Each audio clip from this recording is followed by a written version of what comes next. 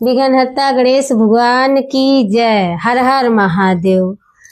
मैं आज एक गणेश संकष्टी की कथा लेके आई हूँ। माघ में जो पड़ता है चौथ पे हम माताएं बहनें उपवास रहती हैं। अच्छा लगे तो लाइक सब्सक्राइब शेयर कीजिए। एक गांव में देवरान जेठान रहती थी। देवरान गरीब थी और जेठान अमीर थी। तो देवरान जेठान के इधर जाके चूल्हा चौका बर्तन करती थी और जो भी जेठान दे देती थी, भोजन पानी कपड़ा लत्ता अपना थोड़ा पुराना हो जाता था या पति का भी छूट छाट जाता था, वो उसके अपने बच्चे का कपड़ा लत्ता वही सब दे देती थी, उसी से उसका गुजारा होता था। ऐसे धीरे धीरे दिन बीतते गए। फिर एक दिन गणेश संकष्टी आया माघ में। तो वो अपने पति को बोल रही थी उसकी जेठान कि जाके बाजार से गुड़ ले आओ और तिल ले आओ और मुझे उपवास रखना, परसों धो धालू तो रखना है। बोले ठीक है। ये सुनी तो बोली दीदी मैं भी रहूंगी। तो बोले कि ठीक है, कैसे रहेगी तू, है सामान तेरे पास? तो बोली दीदी मेरे पास नहीं है, थोड़ा आप दे दो ना, मैं उसके बदले काम कर दूंगी। बोली ठीक है। तो उसने जो अच्छे से पछोरा छोरा सब किया, जो निकला आगे का पहिया फाफा वो उसको उठा के दे दी और चावल चाली जो खुदी उदी निकला वो दे दी। उसने लाके अपने घर पे साफ की, बीनी धोई धाई और सुखवाई और गुड़ थोड़ा इधर उधर से मांग के गांव में से ले आई और लड्डू बनाई। चावल पे घी नहीं पाई तो गुड़ ही रख दी। आया उपवास थी और जानती थी कि कैसे रहते हैं, उसको मालूम था कि कैसे रहते हैं। दिन भर निर्जला उपवास रहो, तिल से बाल धो, फिर गणेश जी का शाम को चौके पे गौरी गणेश को विराजमान करके कलसा रख के फिर उनको 4 पीढ़िया तिल की और फिर गंजी ये सब रख के पूजा पाठ करके चंद्रमा को अर्घ दो, चौमुख देना जलाओ, परिक्रमा करो, ये सब जानती थी। लेकिन गरीब थी, रहती नहीं थी, इसके वजह से वो तो ऐसे की उसने।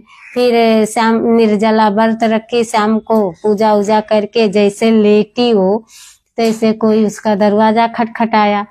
तो बोली कौन है, आती हूँ, इतने ठंडी में ये टाइम कौन आ गया। अब गई तो देखी एक महात्मा है, बहुत बुजुर्ग है और ठंडी से कांप रहे हैं। फिर अपन देख के तो एकदम हो गई, क्योंकि माघ महीने में बहुत ठंडी होती है। तो गई अपने पति को बुलाई कि लाके बाबा को कुछ तपा दो, बहुत ठंडी से कांप रहे हैं, कुछ ओढ़े भी नहीं है, पहने भी नहीं है। अब लाके उनको हाथ पैर सेकाया काया, पैरा वैरा बार के और बोला बाबा अब बैठो। तो लाके पैरा पाला उधर और ओढ़ाना बिछौना तो था नहीं उसके घर में, गरीब थी बहुत ना। तो लाके अपना साड़ी बिछा दी और एक चादर था फटा पुराना, उसकी जेठान दी थी, वो लोग ओढ़ते थे, तो वो लाके बाबा को दे दी, संत महाराज को। फिर संत महाराज जी बोले बच्चा भूख लगा है, कुछ खाने को दे दो। बोली हाँ बाबा लाती हूँ, भोजन तो नहीं है लेकिन तिल गुड़ का लड्डू है मेरे पास, वो गंजी है, लाके देती हूँ। अब वो लेके आई, दी और बाबा खाए पिए लेट गए। फिर थोड़ी देर बाद आवाज दिया बच्चा सुनो ना। फिर आई, देखी तो बोली क्या हुआ बाबा? बोले मुझे बाथरूम आई है। बोले ठीक है। तो वो आंगने में ही, बोली ठंडी है कहाँ जाओगे, आंगने में बैठ जाओ। तो बोले ठीक है। फिर ऐसे ऐसे रात भर में उसको 10-12 बार आवाज दिए।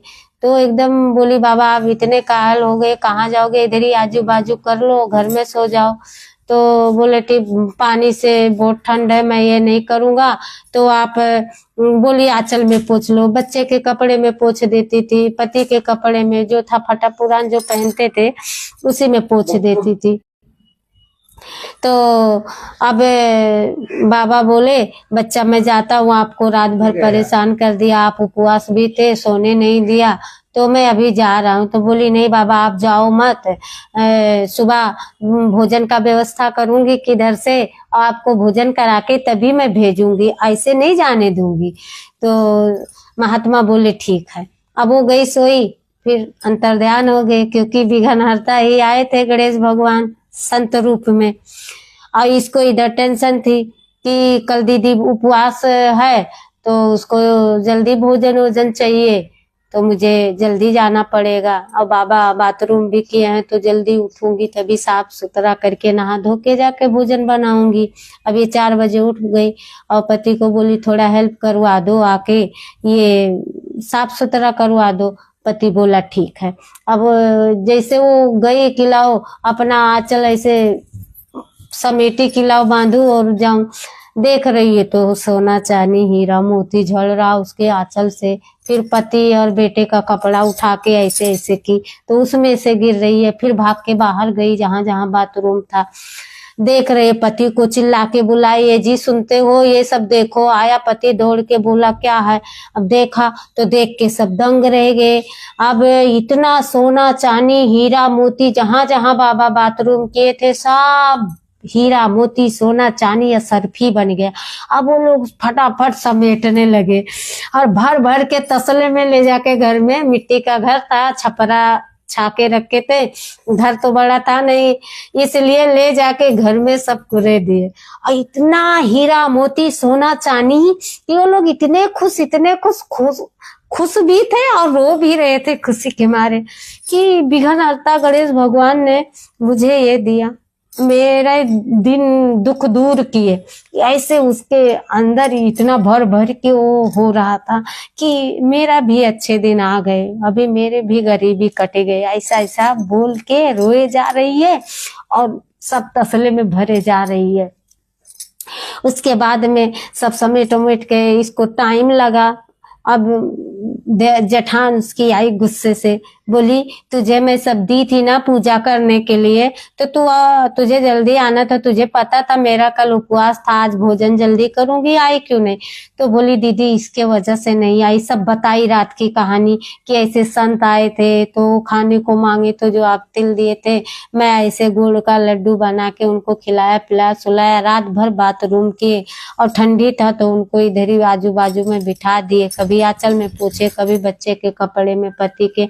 और सुबह जाने लगे तो मैं बोली सुबह कुछ व्यवस्था करके भोजन कराऊंगी। वो चले गए, आँख खोला तो जब उठी किलाओ फेंक दूं तो देखी सब सोना चांदी हीरा मोती सरफी बन गया है जहां जहां वो बाथरूम किए थे। तो दीदी यही सब समेट रही थी इसलिए लेट हो गया। बोली ठीक है। ऐसा कैसा, तो वो टेंशन से पागल हो गई कि अभी तो ये काम करेगी नहीं। चली आई जैसा तैसा करके भोजन वोजन बनाई, क्योंकि आदत छूट गया था, इतने दिनों से देवरानी उसकी सब काम करती थी। अब इसके अंदर ये चल रहा था कि कब गणेश संकष्टी आए और कब मैं उपवास रखूं और फिर मैं कब ऐसे करूं। हाँ, पूरा एकदम वही चल रहा था। एक एक दिन इसके लिए एक एक साल बराबर लग रहा था। इतना टेंशन में थी कि क्या बोलूं। और ये इधर धीरे धीरे अपना महला दुमहला बनवाई, पति बिजनेस किया, बच्चे लोग को अच्छे स्कूल में डाली, और लेकिन अभिमान नहीं किया, अहंकार नहीं किया, क्योंकि वो जानती थी मैं कहाँ से उठ के आई हूँ। जो गरीबी से उठ के जाते कोई कोई में, चाहे वो अमीर रहे चाहे गरीब रहे, अहंकार गरीब में भी है अमीर में भी है। ये कोई फोकट में बोले इनको धन आ गया तो अहंकार हो गया। जिसको अहंकार रहता है वो गरीब रहता है तब भी रहता है। तो वो अहंकार नहीं करती थी। जो कोई दरवाजे पे आता था कुछ भोजन पानी कपड़ा लत्ता हेल्प मांगता था उससे करती थी, कभी अहंकार नहीं की। वो बोलती थी मुझे विघ्नहर्ता ने दिया है, मुझे गौरी गणेश ने दिया है, तो मैं क्यों इस पे अहंकार करूं। अब ऐसे धीरे धीरे धीरे धीरे साल भर बीत गया, आ गया माघ की संकष्टी। अब सब ये बोली कि मेरी दीदी मुझे अगले साल दी थी, इसके वजह से मैं ये सब मुझे मिला, मैं भी दूंगी। तो ये भर भर के गंजी घी चावल गुड़ और तिल सब भर के दीदी के इधर अपने दी। और ये फिर रखी जैसे जैसे ये अपने देवरानी से जैसे जैसे ये बताई थी उसकी देवरानी वैसे वैसे की। अच्छे तिल छोड़ के जो पहिया फाफा रहता है उसको उसने धो के गुड़ लड्डू बनाया, तिल गुड़ बनाया, और खुदी के चावल का धो के आटा पिसाया। ऐसे की सब। अरे सुबह से उपवास की, शाम को पूजा की, फिर रात में जब सोई तो इसका तो ध्यान दरवाजे के तरफ था। जानती सब थी कि अब भी आएंगे। हाँ, गणेश भगवान साधु रूप में। अब ये जैसे दरवाजा खटखटाया, तुरंत उठ के बाबा आती हूँ बाबा आती हूँ, रुको जरा। देखी भी नहीं कि कौन है कौन नहीं, बोली बाबा आती हूँ, और गई, खोली, बोले बाबा मुझे बहुत ठंडी लग रहा है, बच्चा कुछ खाने का है तो दे दो, कुछ ओढ़ने को। ये घाई घाई में उनको न तपाई न कुछ की न की, इसको तो अलग ही ढूंढ था कि कब बाथरूम करे, कब धन मिले, कब सुबह हो। ये बोले हाँ बाबा लाती हूँ, है ना खाने के लिए, तिल गुड़ बनाई हूँ बाबा, और कुछ तो नहीं है लेकिन तिल गुड़ है। तिल गुड़ लाई, पानी लाई, गंजी दी, खा के बोले बाबा बच्चा कहाँ जाऊं ठंडी में। हाँ ये कुछ नहीं बोली, इधर ही रुक जाओ। ये तो बोले हाँ बाबा इधर ही रुक जाओ आप। पैरा पाल दी घर में, मैंने ली, बाहर नहीं रखी, इसके पास घर था क्योंकि बाहर इसको उठ के जाना पड़ता है, इसलिए घर में रखी। बाबा को घर में रखी, पैरा पाल दी, अपना लुगरी बिछा दी, साड़ी, फिर अपना फटा चदरा ओढ़ा के ऊपर से पैरा ओढ़ा दी, जबकि इसके पास गद्दा गलेचा सब कुछ था, लेकिन इसने वही किया जो उसकी दौरान ने किया। तो उसके पास था नहीं, मजबूरी था।